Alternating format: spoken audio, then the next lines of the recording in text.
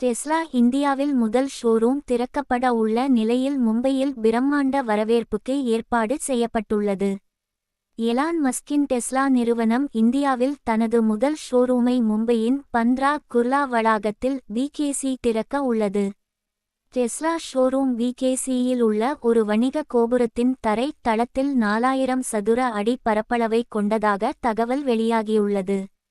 Elon மஸ்கின் நிறுவனம் சதுர அடிக்கு $900 என்ற விலையில் அதிக வாடகைக்கு இடத்தை எடுத்துள்ளதாக கூறப்படுகிறது.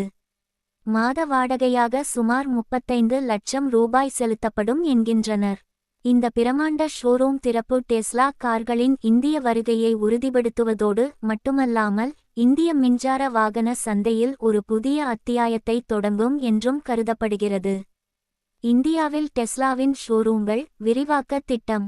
டெஸ்லா நிறுவனம் விகேசியில் 5 ஆண்டு குத்தகைக்கு ஒப்பந்தம் செய்துள்ளதாகவும் டெல்லியின் ஏரோசிட்டியில் 2வது ஷோரூமை திறக்கவும் திட்டமிட்டுள்ளதாகவும் கூறப்படுகிறது.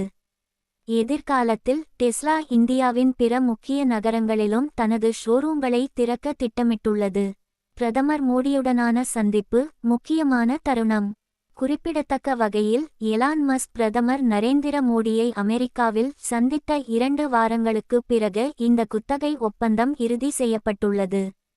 இந்த சந்திப்பு டெஸ்லா நிறுவனத்தின் இந்திய சந்தை நுழைவுக்கு ஒரு முக்கியமான தூண்டுதலாக அமைந்தது என்று கருதப்படுகிறது. அதன் பிறகு டெஸ்லா நிறுவனம் இந்தியாவில் 13 பணியிடங்களுக்கு வேலைக்கு ஆட்கள் தேடுவதாகவும் அறிவித்தது.